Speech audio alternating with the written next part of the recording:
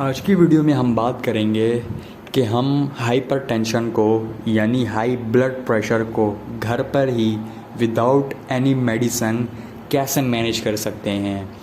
लेकिन जो लोग पहले से ही मेडिसिन इस्तेमाल करते हैं या जिनका जो ब्लड प्रेशर है वो बहुत ज़्यादा हाई रहता है यानी 150 mmHg से भी ज़्यादा हाई रहता है, ऊपर के ब्लड प्रेशर की बात हो रही है, तो ऐसे लोगों को तो फिर जाहिर सी बात है कि दवाई की ज़रूरत भी साथ में पड़ेगी। लेकिन अगर आपका ब्लड प्रेशर 150 से कम रहता है तो आप अपने लाइफ स्टाइल में कुछ चेंजेस करके इसको इजीली मैनेज कर सकते हैं। तो उन 5 लाइफ स्टाइल में चेंजेस की बात करेंगे जिससे आप अपने हाई ब्लड प्रेशर को मैनेज कर सकते हैं।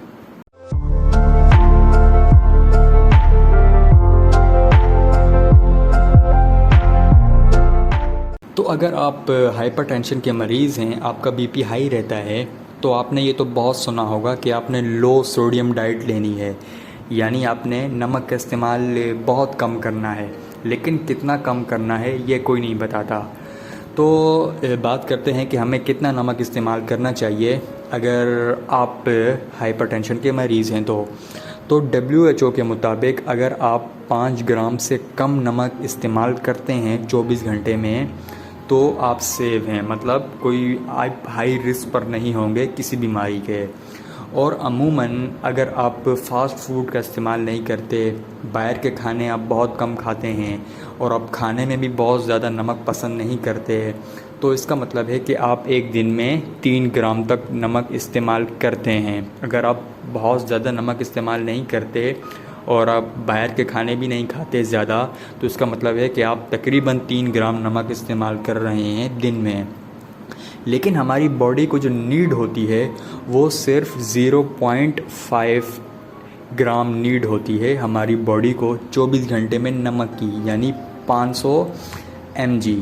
तो अगर आप हाइपरटेंशन के मरीज़ हैं तो आप अगर दिन में 3 ग्राम नमक इस्तेमाल कर रहे हैं तो आपने कम करके उसे 500 मिलीग्राम तक लाना है, या फिर आप 1 ग्राम तक भी ला सकते हैं। तो अगर आपने ये कम कर लिया तो आप बहुत अच्छा आपको रिज़ल्ट देखने को मिलेगा आपके ब्लड प्रेशर में।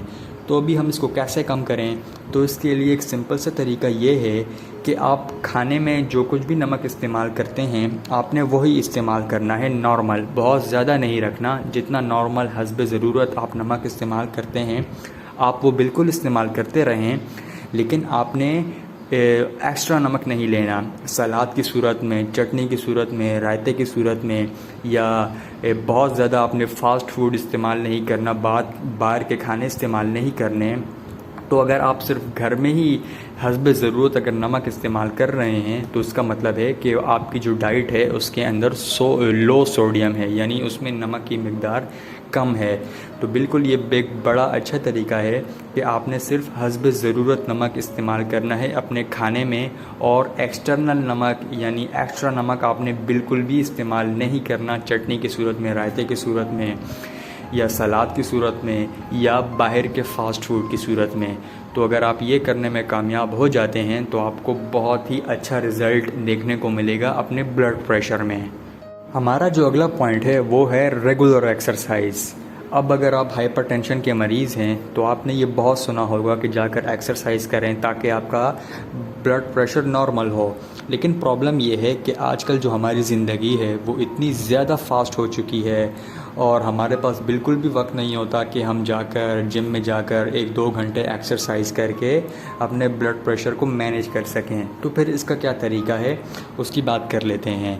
तो अगर आप दिन में 30 मिनट अगर आप वॉक करते हैं ना, तो इसका मतलब है कि आप हाई रिस्क पर नहीं हैं। दिल की बीमारियों के या ब्लड प्रेशर की बीमारियों से आप महफूज रहते हैं अगर आप दिन में 30 मिनट एक्सरसाइज कर सकते हैं। तो अगर आपके पास जिम में जाने का टाइम नहीं है तो आप कम से कम अपने दिन में 30 मिनट तो ज़रूर निकालें जहां पर आप वॉक कर सकें। फिर लोग कहते हैं कि हमें कैसे वॉक करनी चाहिए, तो यहाँ पर आपने भागना नहीं होता। अगर आप भागेंगे तो आप बहुत जल्दी थक जाएंगे और आप 30 मिनट तक नहीं कर सकेंगे। तो आपने 30 मिनट तक कम से कम तेज़ तेज़ चलना होता है, फास्ट वॉकिंग जिसे कहते हैं। तो आप ये बिल्कुल कर सकते हैं। अगर आपके पास टाइम है तो आप इसे 45 मिनट तक भी कर सकते हैं और 1 घंटे तक भी आप इसे कर सकते हैं अगर आपके पास टाइम है। लेकिन आपने 30 मिनट तो लाजमी करनी है दिन में, और आपने इसे रेगुलर भी रखना है। आप हफ्ते में अगर आप 5 दिन भी करते हैं, 7 दिनों में से अगर आप इसे 5 दिन भी करते हैं तो आपको इसको बहुत अच्छे रिज़ल्ट मिलेंगे। वैसे तो आपको 7 के 7 दिनों ही करना चाहिए, लेकिन अगर आप किसी दिन मसरूफ़ हैं, किसी दिन आपका मूड नहीं है, तो आपने कम से कम इसे 1 हफ़्ते में 5 दिन तो लाजमी करना है। तो उसके बाद आपको इसके बहुत ही अच्छे रिज़ल्ट्स देखने को मिलेंगे। तो हमारा जो तीसरा पॉइंट है वो आपने अपना वेट रिड्यूस करना है अगर आप ओवरवेट हैं, क्योंकि ज़्यादा वेट होना, ओवरवेट होना या मोटापा होना हाइपरटेंशन के अलावा भी बहुत सारी बीमारियों की शुरुआत का सबब बनता है, जैसे डायबिटीज़ हो गया, और इसके अलावा भी कई बीमारियां हैं। तो आपका जो वज़न है वो आपकी नॉर्मल रेंज में होना बहुत ज़रूरी है। तो अभी आप कैसे मालूम कर सकते हैं कि आपका जो वज़न है वो नॉर्मल रेंज में है या नहीं है? तो इसके लिए आपने गूगल पर जाकर लिखना है BMI कैलकुलेटर। BMI कैलकुलेटर आपने गूगल पर लिखना है। उसके बाद आपके पास बहुत सारी वेबसाइट्स ओपन हो जाएंगी। तो आप किसी भी वेबसाइट पर जाएं तो पहले वो आपसे आपकी हाइट मांगेगी, तो वहाँ पर आपने अपनी हाइट देनी है, और उसके बाद वो आपसे आपका वेट मांगेगी, तो आपने वहाँ पर अपना वेट दे देना है। तो उसके बाद आपको वो एक रेंज बता देगा कि आपका जो वेट है वो इतना होना चाहिए। तो अगर आपका वेट उस रेंज के अंदर आ रहा है तो फिर तो ठीक है, लेकिन अगर वो रेंज से ज़्यादा है तो फिर आपको अपना वेट लाजमी कम करना चाहिए। वेट कम करने के लिए एक तो आपने एक्सरसाइज पर बहुत ज़्यादा ध्यान रखना होता है, दूसरा फिर आपने अपनी डाइट पर बहुत ज़्यादा ध्यान रखना होता है। तो इसके लिए आप फिर गूगल पर सर्च भी कर सकते हैं कि वेट लॉस के लिए कौन सी डाइट इस्तेमाल करनी चाहिए, या आप डॉक्टर के मशवरे से भी कोई डाइट इस्तेमाल कर सकते हैं। बस आपने इतना ख्याल रखना है कि वो जो डाइट है वो लो सोडियम होनी चाहिए। हमारा जो चौथा पॉइंट है वो ये है कि अगर आप स्मोकिंग करते हैं तो आपको वो छोड़नी पड़ेगी, क्योंकि आप सर्वे कर लें, जितने भी लोग दिल की बीमारियों के साथ आते हैं, हाइपरटेंशन की बीमारी के साथ आते हैं या लंग्स की बीमारी के साथ आते हैं, उनकी हिस्ट्री में स्मोकिंग आपको तकरीबन हर पेशेंट में देखने को मिलेगी। तो स्मोकिंग एक बहुत बड़ा कॉज है दिल की बीमारियों में और ब्लड प्रेशर में भी, क्योंकि स्मोकिंग करने से जो खून की नालियाँ होती हैं वो इस तरह तंग हो जाती हैं, और जाहिर सी बात है जब खून की नाली तंग हो जाएगी तो उसके अंदर जो खून का दबाव है वो बढ़ जाएगा। तो स्मोकिंग है वो बहुत बड़ा फैक्टर है ब्लड प्रेशर को बढ़ाने में। तो इसके लिए आपको स्मोकिंग छोड़नी पड़ेगी। स्मोकिंग अगर आप एडिक्ट हुए हैं स्मोकिंग के तो एकदम से छोड़ना बड़ा मुश्किल काम होता है, लेकिन कम से कम आपको एफ़र्ट ज़रूर डालनी है। आपको कम से कम अपनी जो स्मोकिंग की आदत है उसे कम ज़रूर करना है। तो इस तरह आप स्मोकिंग को छोड़ सकते हैं। और इसके अलावा अल्कोहल भी अगर आप इस्तेमाल करते हैं तो अल्कोहल से भी आपको हाइपरटेंशन की बीमारी हो सकती है। और इसके अलावा जो अल्कोहल है ये जो हम हाइपरटेंशन के लिए जो मेडिसिन इस्तेमाल करते हैं उसके असर को ये कम करती है। यानी अगर एक हाइपरटेंशन का मरीज़ है वो अल्कोहल भी इस्तेमाल कर रहा है तो उसे मैनेज करने के लिए 1 ग्राम अगर मेडिसिन इस्तेमाल की जा रही है तो अगर वो अल्कोहल छोड़ देता है तो उसे 500 mg पर भी मैनेज किया जा सकता है। तो अल्कोहल जो है वो मेडिसिन के जो असर है उसे कम करती है, इसलिए डोज फिर बढ़ानी पड़ती है। तो अगर आप हाइपरटेंशन के मरीज़ हैं तो आपको स्मोकिंग या अल्कोहल वगैरह किसी किस्म का भी जो नशा है वो आपको छोड़ना पड़ेगा। हमारा जो आखिरी पॉइंट है वो है रिड्यूस स्ट्रेस। जी हाँ, स्ट्रेस, एंजाइटी, डिप्रेशन ये आपके ब्लड प्रेशर को बढ़ाता है, और इवन गुस्सा भी। अगर आप गुस्सा करते हैं तो उससे भी आपका ब्लड प्रेशर बढ़ता है। तो आपको इन चीज़ों से दूर रहना है।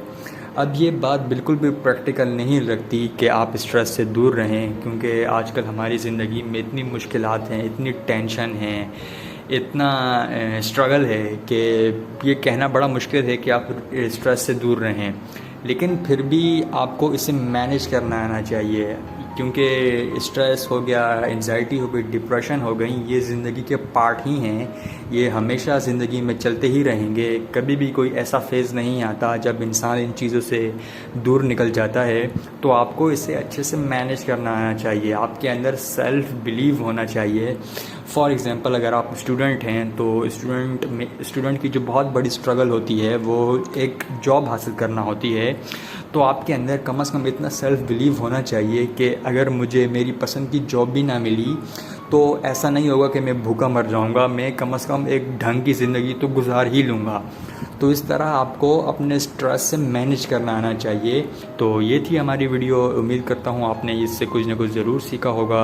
आप अपना फीडबैक कमेंट्स में लिख सकते हैं, और अगर आप किसी और टॉपिक पर वीडियो चाहते हैं तो आप नीचे कमेंट्स में वो भी लिख सकते हैं। वीडियो देखने का बहुत शुक्रिया।